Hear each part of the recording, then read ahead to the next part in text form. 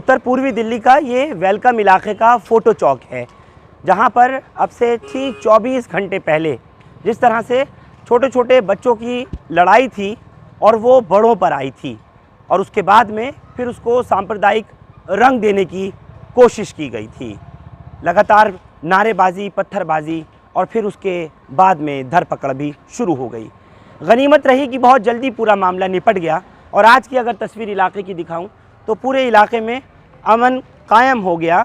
आपस में दोनों ही समुदाय के लोगों को बिठा करके बातचीत की गई और उसके बाद फिर ये फैसला हुआ कि जितने भी इलाके के अमन पसंद लोग हैं, चाहे हिंदू या मुस्लिम, नहीं चाहते कि इलाके का माहौल ख़राब हो और आज पूरी तरीके से इलाके में इसी वेलकम के फ़ोटो चौक में पूरी तरह से अमन व अमान बहाल कराया गया।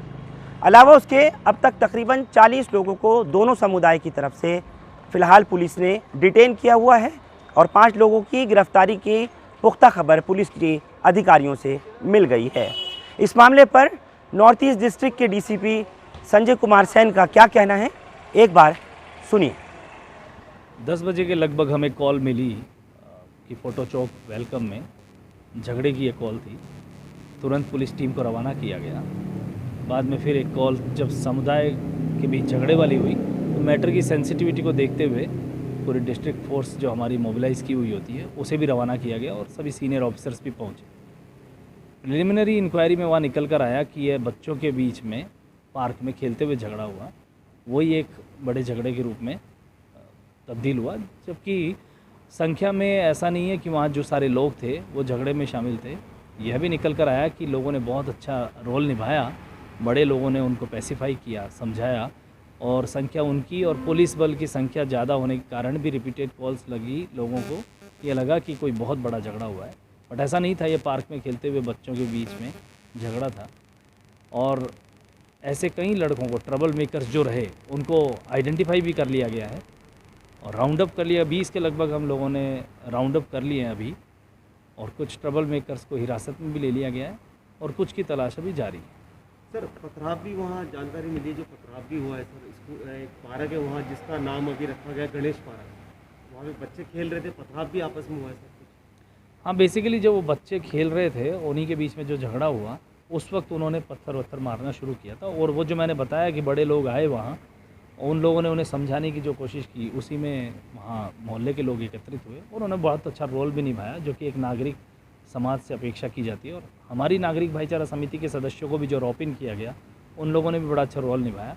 तुरंत जो है उन्होंने आइसोलेट किया और यही हमारी कोशिश है कि जो भी ट्रबल मेकर्स हैं वो आइडेंटिफाइड हों, उनको जो है एक स्ट्रॉन्ग मैसेज लेने के पॉइंट ऑफ व्यू से ही हमने इसमें आईपीसी के तहत कार्रवाई भी की जा रही है और साथ ही 108 सीआरपीसी के तहत भी पाबंद किया जा रहा है। ये कम्युनल हो गया है, सामुदायिक झगड़ा है, तो इसके लिए आप क्या बोलेंगे? ये र्यूमर्स और यही प्रेजेंट सिचुएशन जो चल रही है उसी के चलते हमने प्रोएक्टिवली बहुत अच्छे से इस पे सिचुएशन पे पहुंचने का और एक्शन लेने का डिसाइड भी किया और इसीलिए आईपीसी और सीआरपीसी की धाराओं के तहत इसमें एक स्ट्रॉन्ग मैसेज देने के पॉइंट ऑफ व्यू से एक्शन लिया जा रहा है।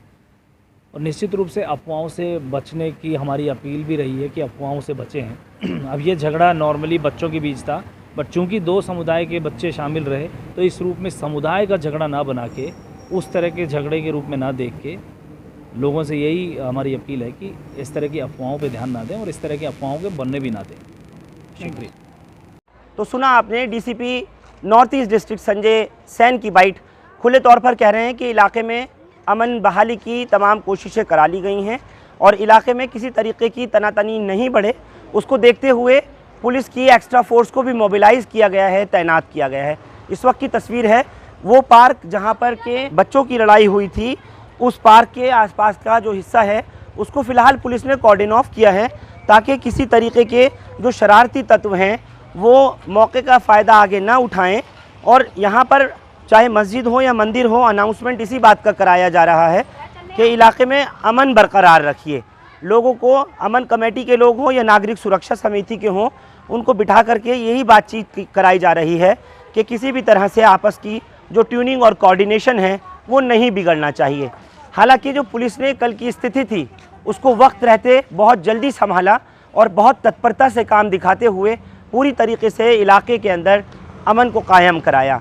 और वो जो मेन पार्क है जिस जगह पर बच्चों का जो झगड़ा है जो बड़ों में आया और बड़ों के बाद फिर उसको हिंदू मुस्लिम रंग देने की कोशिश की गई थी, उसके बाद फिर पथराव और तमाम चीज़ सामने आई थी। कुल मिलाकर के एक बहुत बड़ी जिम्मेदारी है हमारी खुद की भी, हमको भी लगातार फ़ोन आते रहे। और जैसे आप अभी डीसीपी संजय कुमार सैन को सुन रहे थे, उन्होंने साफ तौर पर कहा कि जब लोगों ने पुलिस की तादाद ज़्यादा देखी उन लड़ने वालों से या दंगाइयों से, तो उसके बाद में लोगों को लगा कि यहाँ शायद कोई बहुत बड़ा झगड़ा हो गया, जिसको लेकर के 112 नंबर पर पुलिस कंट्रोल रूम पर लगातार फ़ोन जाते रहे कि हिंदू मुस्लिम झगड़ा हो रहा है। लेकिन तस्वीर के बरअक्स जब यहाँ पुलिस ने आकर के हालात को काबू किया, उस वक्त तक उन बच्चों की जो लड़ाई थी वो कुछ एक दंगाई जिन्होंने हाथ में लेकर के इस इलाके के माहौल को, वेलकम के यहाँ के आपसी सद्भाव को और जो इलाके का जो भाईचारा है उसको ख़त्म करने की कोशिश की थी, लेकिन पुलिस ने पूरी तरह से उस पर पानी फेर दिया।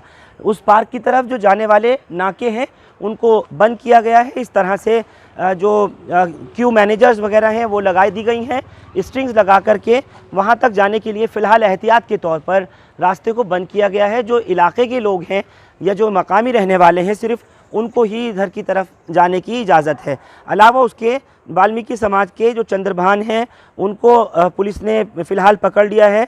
साउथ ईस्ट डिस्ट्रिक्ट के ईस्ट एमसीडी में काम करने वाले संजय को पुलिस ने फ़िलहाल पकड़ लिया है। अकील, उबैद, जाकिर और आतिर जो कि बाप बेटे हैं उनको पुलिस ने फ़िलहाल हिरासत में लिया हुआ है। वाजिद, बंटी, प्रेम, रफ़ीक, हबीब, शिवम वगैरह जो हैं उन पर अलग अलग धाराओं के तहत में, और उसके अलावा जो दंगा एक्ट होता है 147, 148, 149 उसके तहत कार्रवाई के तहत लोगों को डिटेन भी किया है पूछताछ के लिए और गिरफ़्तार भी किया है।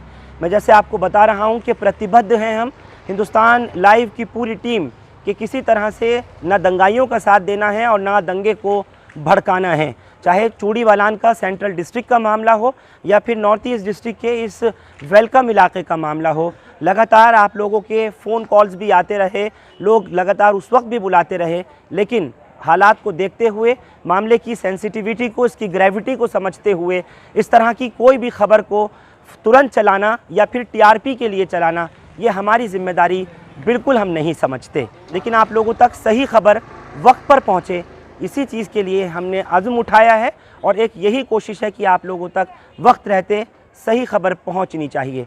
तमाम जो ज़िले की पुलिस है उसको मोबिलाइज़ किया गया और इस इलाके में सेंट्रल पैरामिलिट्री फोर्स के साथ वेलकम में भेजा गया। जैसे मैंने आपसे कहा कि मामले की जो संजीदगी है, जो इसकी सेंसिटिविटी है, उसको देखते हुए पूरी तरीके से कल तो यहाँ लोगों को निकलने तक की रात को इजाज़त नहीं दी गई थी। हमारी भी हिंदुस्तान लाइव के माध्यम से आपसे अपील है कि आप भी सोशल मीडिया पर जो वीडियोज़ या फ़ोटोग्राफ्स वगैरह आपको भेजे जाते हैं उसको बिना जांचे, बिना परखे, बिना तथ्यों के आधार पर आगे मत बढ़ाया कीजिए, क्योंकि ये बहुत क्रूशियल और बहुत सेंसिटिव इश्यूज़ होते हैं जो कि बढ़ जाते हैं। फ़िलहाल इलाके के अंदर मैं दिखाऊं आपको, दुकानों को आज ही सुबह से ही खुलवा दिया गया था और उसके अलावा लोगों की जो रौनक और चहल पहल है वो बदस्तूर यहीं वेलकम के इलाके में हमको देखने में मिली। और पुलिस की जहां एक तरफ तैनाती है, सेंट्रल पैरामिलिट्री फोर्स की जहां एक तरफ तैनाती है, वहीं बाज़ार के अंदर भीड़ और रौनक भी सुबह से शाम थी, किसी को कोई रोक टोक नहीं थी।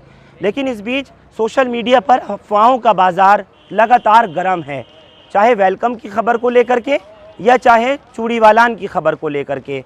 लोगों का इस वक्त में यही कि सोशल मीडिया पर, व्हाट्सएप पर, ट्विटर या फिर फेसबुक वगैरह पर एक दूसरे को मैसेज भेजना, उनको वॉइस मैसेजेस करना या वीडियोस भेजना और ये दिखाना कि इलाका बंद कर दिया गया है, पुलिस मार रही है, बेगुनाह उठाए जा रहे हैं, इस तरीके की जो बात है उससे पूरी तरह से पुलिस ने भी डिनाई किया है।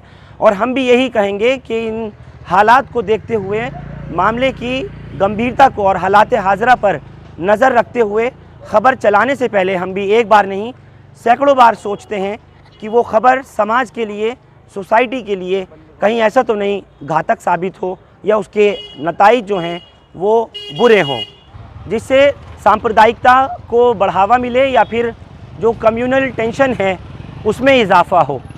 बिल्कुल भी इस तरह की ना हमारी पूरी टीम की कोई इंटेंशन नहीं है।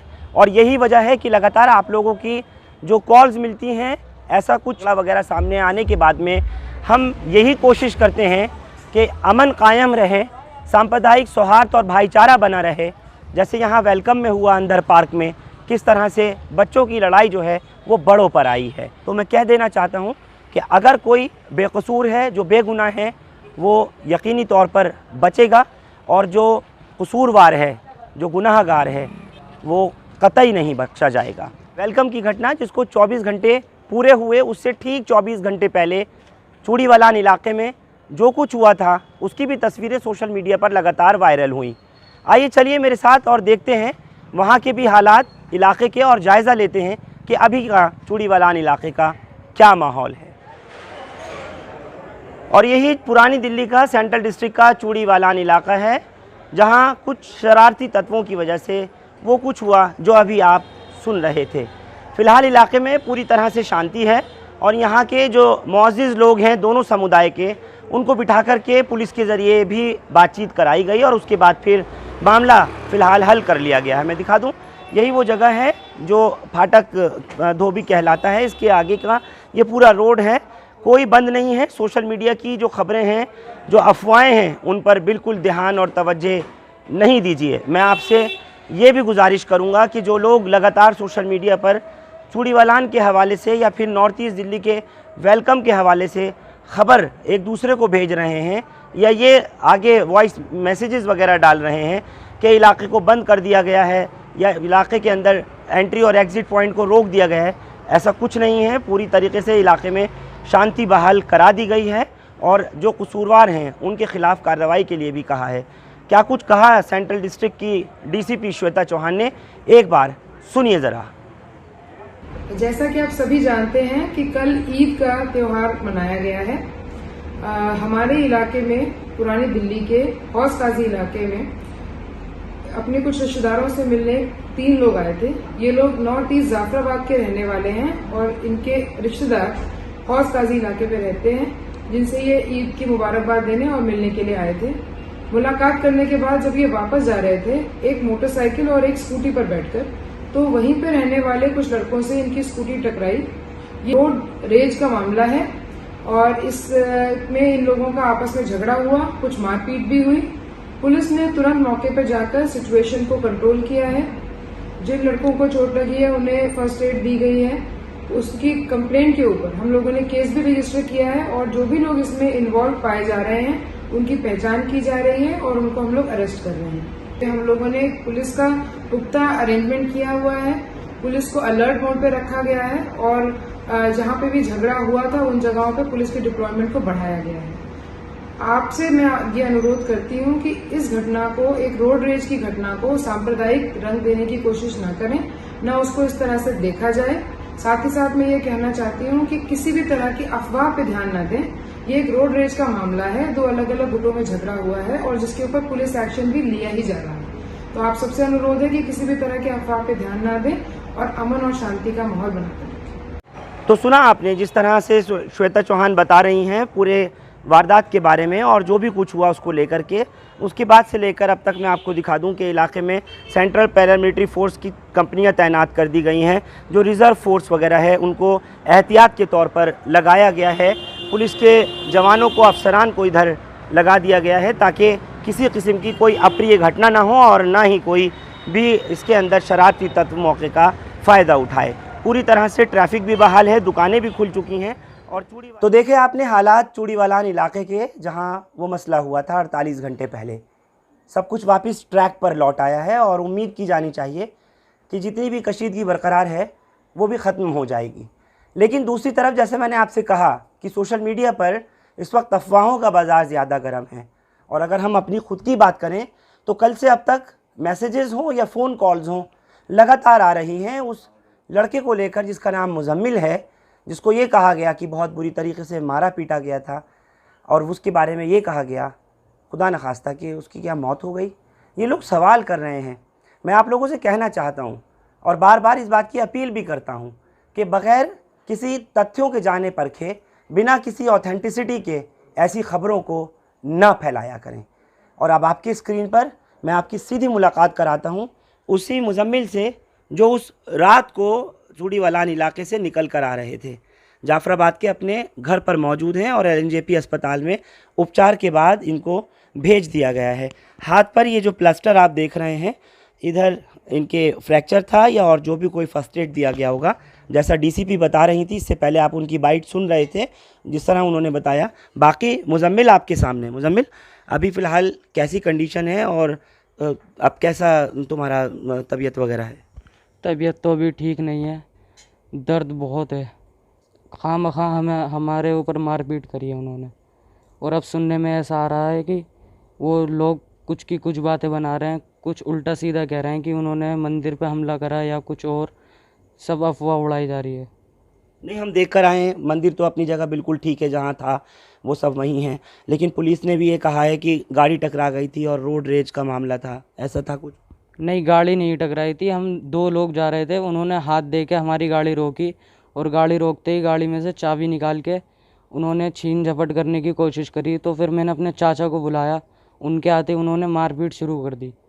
ना कुछ बात करी, ना कुछ हुआ हमारे बीच। उन्होंने गाड़ी पे से उतरने का भी मौका नहीं दिया हमें, पर मारपीट शुरू कर दी उन्होंने। क्या चीज़ थी आपके पास जो वो छीनना चाह रहे थे? वॉलेट वगैरह छीनना चाह रहे थे, और चाचा के गले में चेन थी सोने की, वो उन्होंने छीन ली। और बच्चा भी था हमारे साथ गोद में, उन्होंने उसका भी कोई लिहाज शर्म नहीं किया। छोटा बच्चा था हमारे साथ, वो भी बेचारा सहमा हुआ था बच्चा। मैं चाहता हूँ कि उनको सज़ा मिले, उन लड़कों को। वो काफ़ी सारे लड़के थे और सब तैयार थे, वो उनको सेकंड नहीं लगे डंडे वगैरह निकालने में। डंडे और रोडे निकाल के लेकर आए थे वो तो मुझे अंदर की तरफ ले आके गेट बंद कर रहे थे। उन्होंने इतनी मारपीट करी, वो सब लोग पहले से ही तैयार थे मारने के लिए। उन्होंने वॉलेट वगैरह भी छीन लिया, और चाचा की चेन भी छीन ली, और हाथापाई भी करी बहुत ज़्यादा। कोई बात नहीं थी हमारी, कोई ऐसी दिक्कत नहीं थी। उन्होंने गाड़ी भी बहुत तोड़ दी, गाड़ी पे से उतरने का भी मौका नहीं दिया उन्होंने। चोट तो मेरे लगी हुई है, मेरी आँख पे हाथ पे चोट लगी है, और पीछे कमर का गोश्त फटा हुआ है। लेकिन अल्हम्दुलिल्लाह मैं अभी ठीक हूँ। मेरी आँख पे और हाथ पे जो चोट आई है ये बहुत ज़्यादा है, और ये जो लोग मेरे मरने की अफवाह फैला रहे हैं ये गलत है। अल्हम्दुलिल्लाह मैं ज़िंदा हूँ। ये जो लोग अफवाह फैला रहे हैं, मैं उनसे कहना चाहता हूँ कि अमन और शांति बनाए रखें। आप लोग हमारे साथ इस खबर पर वेलकम इलाके से जुड़े आप सबका बहुत शुक्रिया। हिंदुस्तान लाइव फरहान याहिया यूट्यूब पर सब्सक्राइब कर सकते हैं और क्लिक कर सकते हैं बेल आइकन हमारी खबर की पहली नोटिफिकेशन के लिए। फेसबुक पर हमारा page Hindustan Live Farhan Yahiya follow और लाइक कर सकते हैं। बहुत बहुत शुक्रिया। Thank you for now.